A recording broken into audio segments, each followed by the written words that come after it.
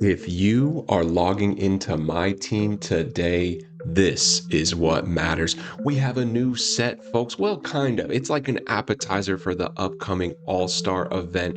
Plus, double rep again. There's a little bit more to the story, but we will unpack it. Let's dive right into it.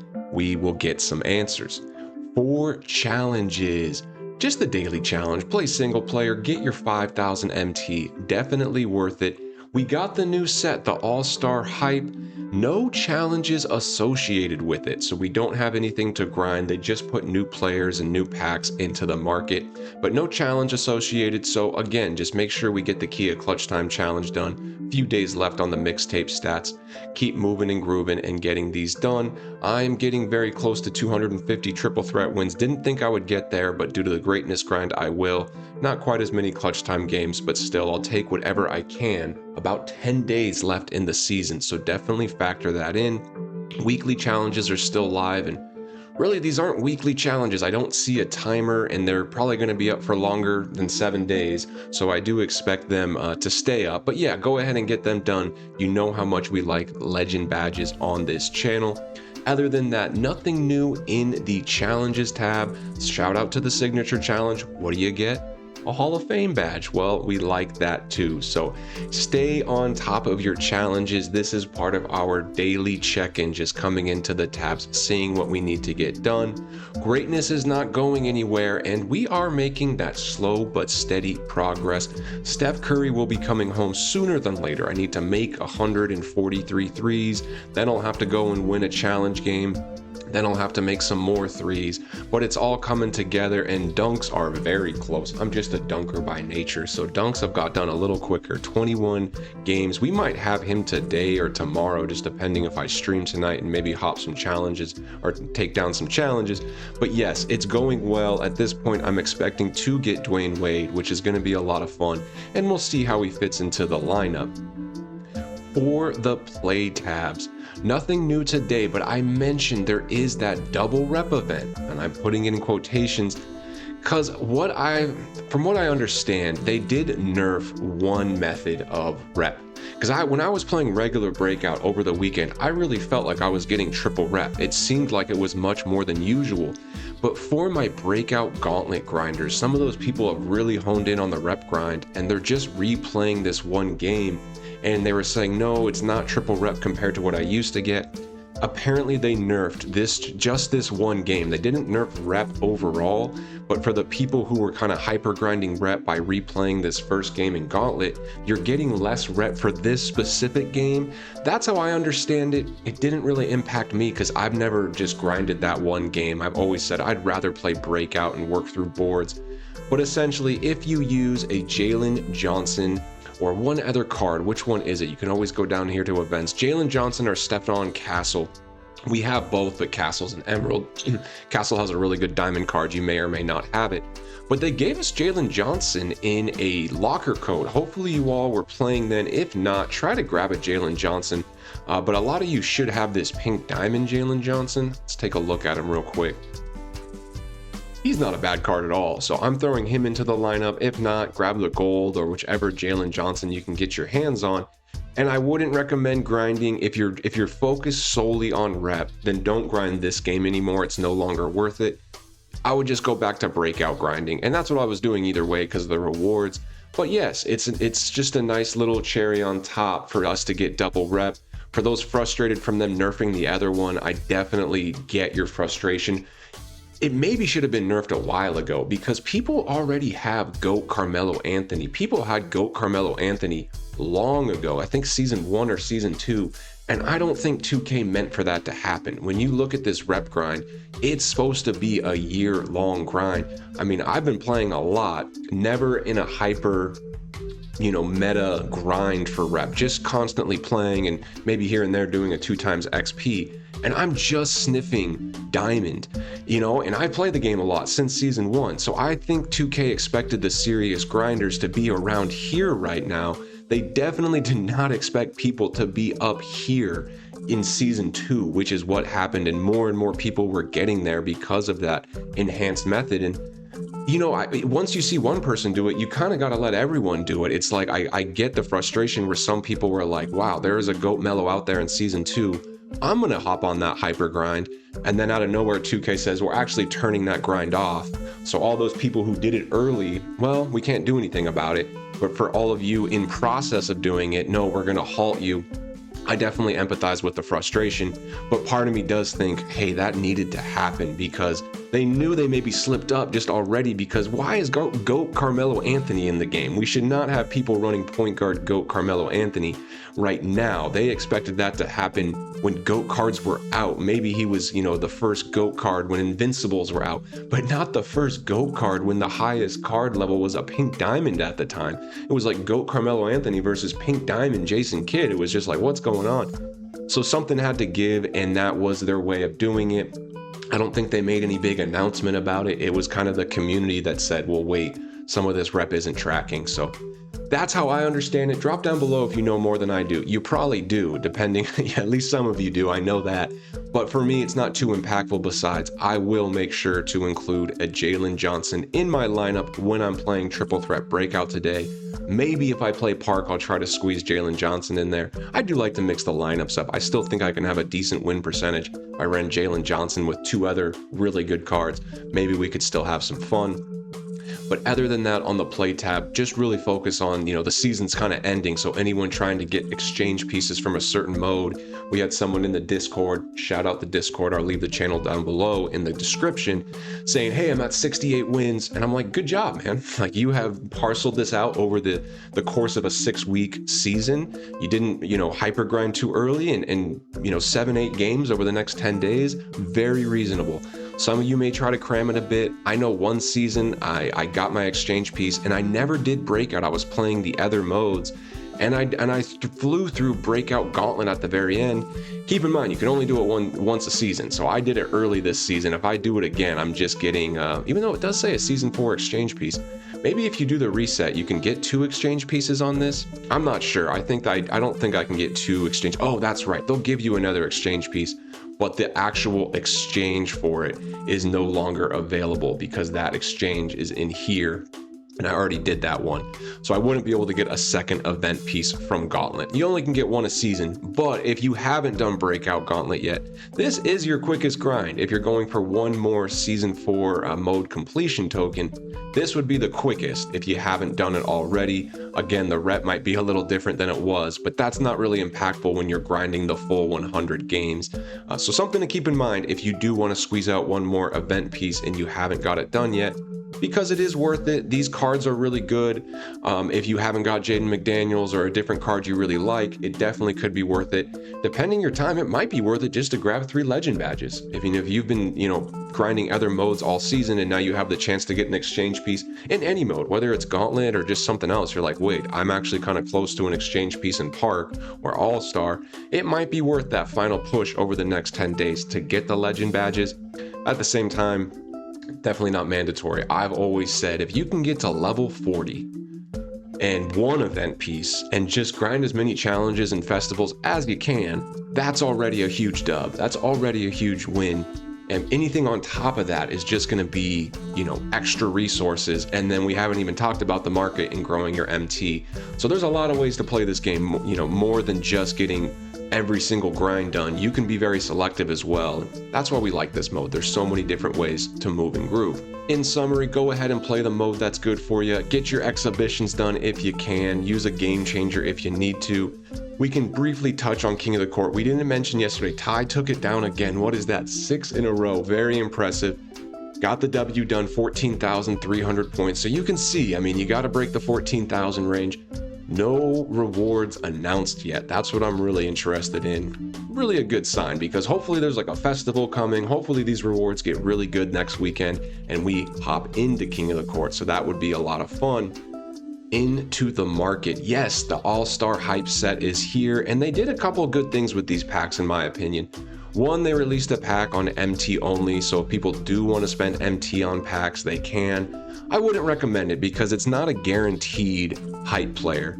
And even if you get one, it's probably going to be Daquan Cook, who's already selling for less than 10K. Kenneth Faried will probably be close to there. I snagged one at like 20K. I thought it was a good deal, but there's a ton of Kenneth Farieds in the market already. So to even make MT, you'd have to pull a pink diamond. And if you get Jose, he's going for like 30K MT, which is really not worth it. If you open 3 packs, you're probably not getting a pink diamond. And even if you do, you'd be lucky to break even because he's barely going for 30K. So long story short, don't recommend using MT for packs.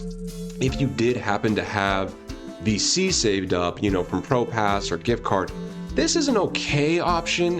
You're going to get a Dark Matter or Galaxy Opal guaranteed, which is pretty cool because you get one of these 4 cards, which are all really good. I mean, even if it's Brent Berry flying out of there, it's actually a pretty good card. So it wouldn't be the worst way to spend your MT. You'd get a chance at a Dark Matter, and we'll review both. I think they're both really good, but it's just something to know. For us in the auction house, hey, there's some more cards in the auction house, which is a good thing. I mentioned yesterday that market was getting tight. And I was like, if we don't have any new cards till All-Star, it could be just a huge shock to the system because it's so tight, and then you release 80 cards. So I think this was 2K's way of kind of like warming up the system. Whenever you put a fish into a new tank, you're supposed to put it in like a transport tank and let it like calibrate for a day or two. This was 2K's way of calibrating the market, putting a couple Dark Matters in circulation, a couple more Galaxy Opals, couple more filler cards, and the market's loosened up a little. Even on the day trades, everything's kind of relaxed a little bit, and I think it's a good thing. Some of these cards are really cool. We can take a look at the set in particular. Not sure if we'll do a ton of trading. These cards' price is just going to be in flux because they're in packs Tuesday. We have a huge drop Friday. So I'd be careful, and they're in huge volume. Like this Daquan Cook, if you filter by buy now price, there's a ton already under 10K. So huge volume of Daquan Cook and Kenneth Faried. Could see both of these cards getting under 10K. Wouldn't be super surprised. Kenneth Faried's not bad, probably more of a park player, little undersized at the power forward, but can play small forward, but not really his position, lower pass accuracy. But depending how you run your team, if your small forward's just more of a lock / transition bucket guy, look at this driving dunk. He's going to be good at defense, but more interior defense. So if he's small forward and he's guarding Kevin Durant on the perimeter, could be a bit of a situation. But interesting stats, definitely a fun card. Could see him maybe taking a little bump, once he hits his absolute floor. But we got to see what that floor is because look how many of these are. People are ripping these packs. We're already excited about All-Star. I mean, I just can't believe how many are in the market already. It's still pretty early on Tuesday, and there is a ton of Farieds in the market. Jose Alvarado, really nice card statistically. It's a short point guard, and at this point in the game, that can be tough. Always shout out to anyone who can cook with short point guards. I respect the play style, but it's tough. But the stats help you. 97 perimeter D, 98 steal. That's what you need. The strength's a little low, so not super meta card, but interesting. The Benedict card, this is a cool card. Point guard eligible, has a couple holes, but definitely has potential to be a good budget card at one point. Maybe even a day flip for us later once his price settles. Still very overpriced in my opinion. Could see him getting close to like 40 to 50 range. We will see. But all 4 of these cards are going to be expensive. This Josh Smith looks really good. They gave him a quick jump shot, some very good stats, pretty good animations. Driving dunk. What are the 5 Ds of dodgeball? Let's bring them up. Dunk, defense, 3-point, size, speed. I know he's a Dark Matter, so he should check all those boxes, but my goodness, does he? At the small forward position, 6'9", can absolutely shoot the 3, has a pretty good jump shot on quick, 98 driving dunk, there is 3 and dunk knocked out. Look at the defense on this card, perimeter and interior. Wow, that's amazing. 97 steal, 98 block. This card is super good, and the speed, 97 agility, 95 speed. One of the best small forwards in the game. No question in my mind. Maybe drives the price of Braun down a little bit. That should be kind of cool. But we're going to have another influx of Dark Matters coming soon. So I see his price going down over All-Star weekend. Probably hits a bit of a high today. But people are not bidding on him like they are this Glenn Rice. Glenn Rice is a notorious 2K card. People love Glenn Rice. There was one a couple years ago that was the showdown or the mode at that time. What was it like? Can't even remember what it was called, but Yeah, the showdown equivalent mode. If you won enough games, you got a Dark Matter Glen Rice. So far, people are saying this one's not quite that good, but I'm sure he is quite good. Look at the offense. This card always is insane on offense. 6'8" at the shooting guard position. Defensively, not insane, but really pretty good. And so, yeah, this card is absolutely insane and very expensive. I'm just kind of excited to see him in the market. You know, over time, these will go down. If you want to get one now, you're going to have to really break the bank. But just cool to see the card in the set. And Carmelo, a fan favorite, he's really expensive. He looks pretty good for sure. I mean, it's Carmelo. We know what he's going to get into. Not shooting guard eligible. I could see this card becoming a lot cheaper in a relatively short amount of time. But for those Carmelo fans, they don't care. They're going to get him today. And this Brent Berry, this is my type of card. 6'7" at the shooting guard position. I know there's a lot of good shooting guards out there right now. A lot of people running Terry. I've seen Terry a ton in the park. Man, that card is good. But he's kind of Terry-esque. I know they kind of look alike a little bit, but 95.3. But this was that dunk champ. If you guys haven't looked him up, look up some Brent Berry dunk highlights. This guy, I think he did the dunk from the free throw line. Really talented dunker. So to see him at 95.3 and 98 driving dunk, you know we're going to like that. 6'7" at the shooting guard. Has a couple holes, not elite defensively by any means, and you know, he's not super fast for the athleticism he has at 98 vertical, but really good strength. That's an underrated stat, especially in guards. You do want some good strength. So overall good card, jump shot on quick as well. This is one I could even eye. Like, I like running cards like this super high driving dunk. I'm sure he has posterizer on Hall of Fame, could probably find one badged up. Comes with Menace, naturally, which is good. You don't have to add another badge. You know, he gets 6 badge slots. He comes with 30 badges, I believe. So you're going to want to give him a couple badges, and you don't have to waste one on Menace. So you could use that on like Dimer, Brick Wall, some of the things he might really need. A movable enforcer. Not too worried about like Paint Patroller or Post Fade with this card. So quite a few options. But overall, really a nice set. I like this set. I like that they kind of tempered the market a little bit. I mentioned yesterday it was just a bit tight. So we're not going to buy any of these today by any means. Well, I did buy a Kenneth Faried at probably a bit of an overpay because I wanted to try him out.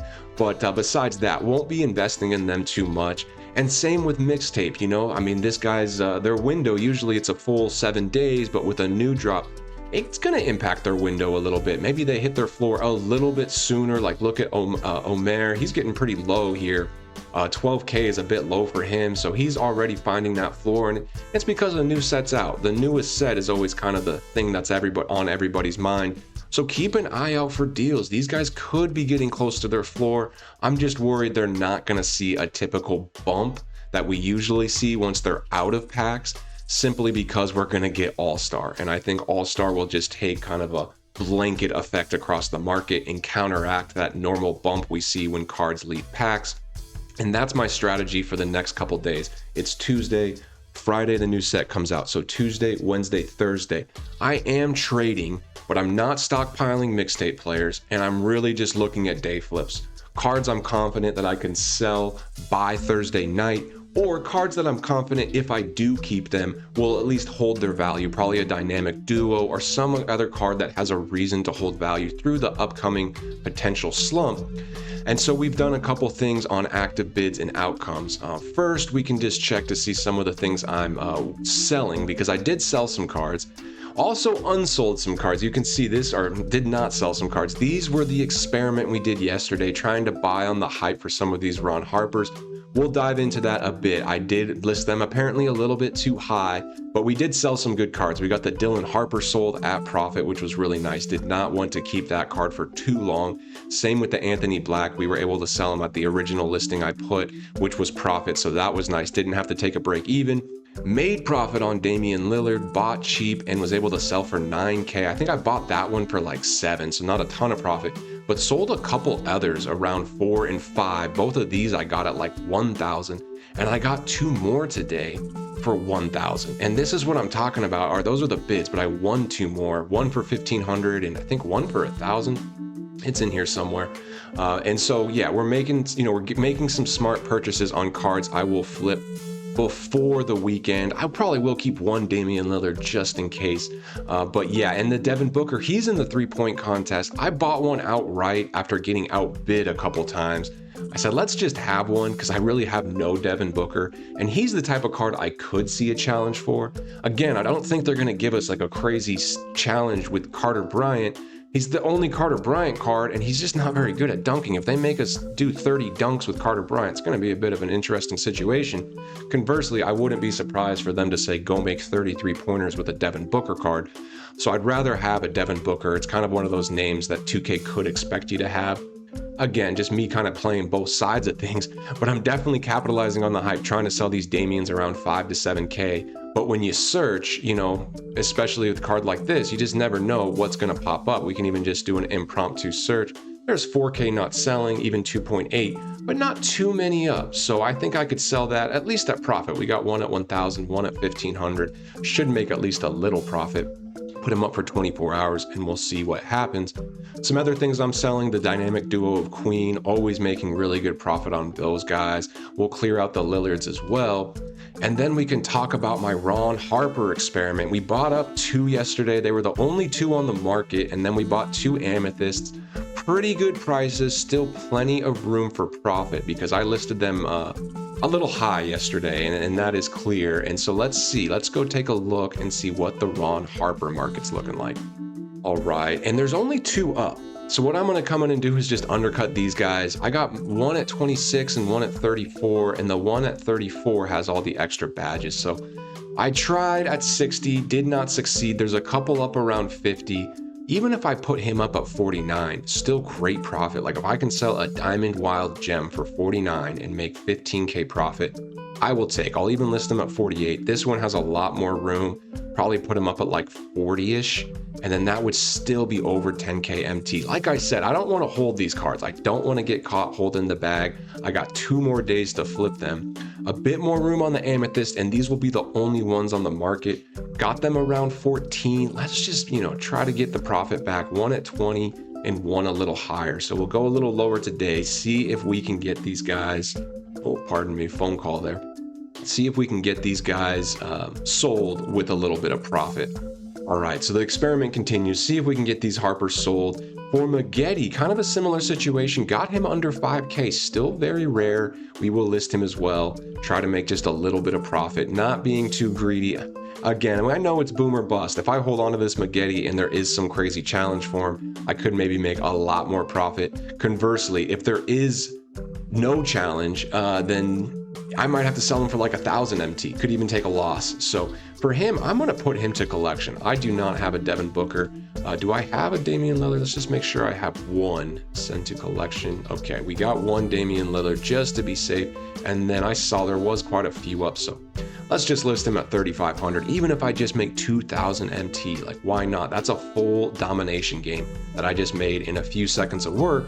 But you can see not the normal amount of cards I'm selling. Probably only 12. That's the lowest amount we've had. And we just hit 7 million liquidity. So you can see I'm getting very liquid.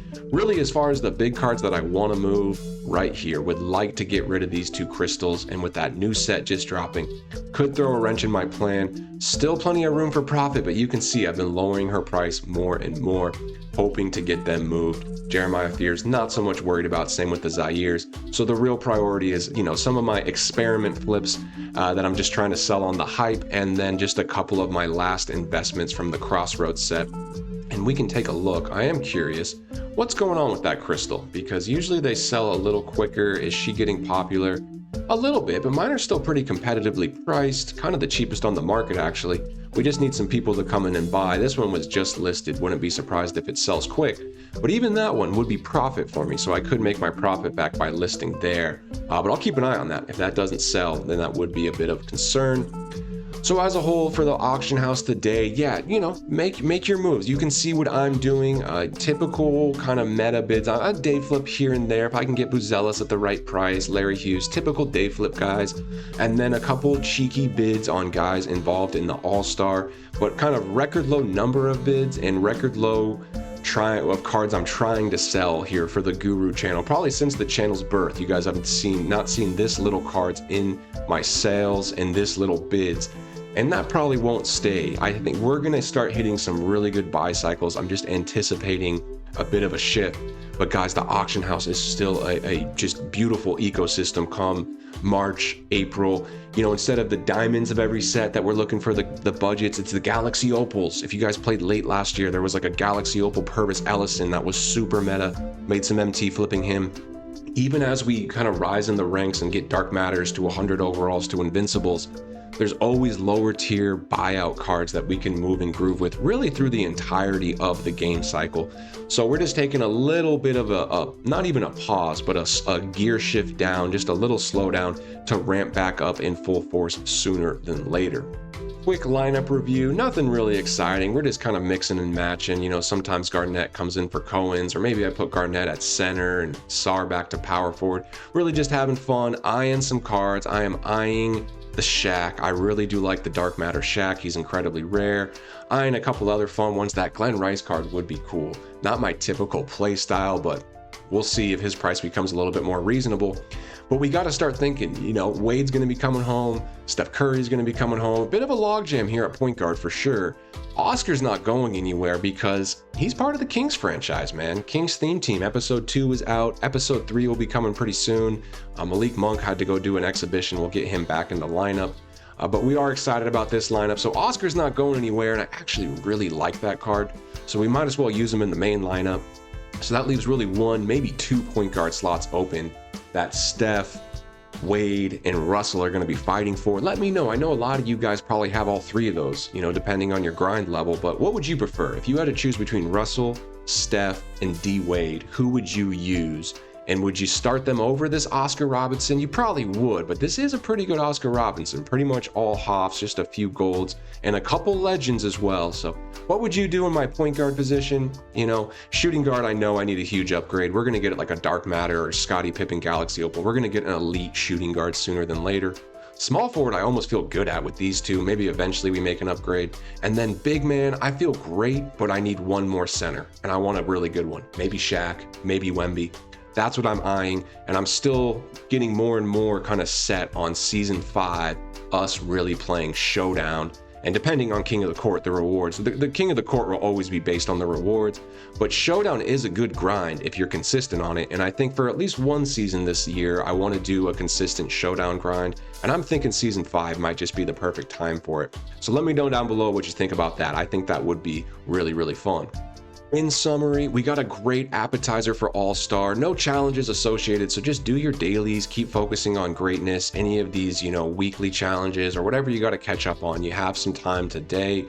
Do try to use a Jalen Johnson or Stephen Castle. You will get rep boost, you know, maybe rep may be nerfed for one mode, but in general, still take advantage of the double rep because it does help. And the rep grind is still good. It's just going to be a little harder now, but that's fine. Just keep doing it, you know, do what you can, focus on what you can control. And as far as the market, have some fun, guys. I still am curious how everyone's making MT with some of this hype. When there's hype and smoke and potential fire and a mix of it, there's always ways to navigate it, and it's just a matter of your strategy. So I'm doing my best to navigate it. We will see how profitable it is. Obviously, we're in a pretty good spot either way, but in the meantime, just have fun with it. Try to get as much MT as you can. You know, maybe you do the opposite strategy and go on a bit of a shopping spree this week, thinking that cards will hold value, or maybe you're just not too focused on always growing MT and just want to get your lineup in a good spot. I can definitely respect that mindset, and maybe a mindset I should tap into a little bit more. But either way, I hope you have fun playing 2K today. It is a great Tuesday. We may be live tonight. If so, I'll make sure to put it in the Discord, but for sure, daily video tomorrow. And I did drop my first gameplay video. We did a gameplay with Larry Bird. Let me know what y'all think about that. Shout out Sparta Vic. He's been in a lot of the live streams, leaving some great comments. He asked for a gameplay of Larry Bird, so I did deliver. And we may do more gameplays coming out. I'm gonna get the Steph card or maybe some other cards we could do gameplays with. So let me know what y'all think about that. But as I said, I hope you all have a great Tuesday. Appreciate everybody. Much love and peace.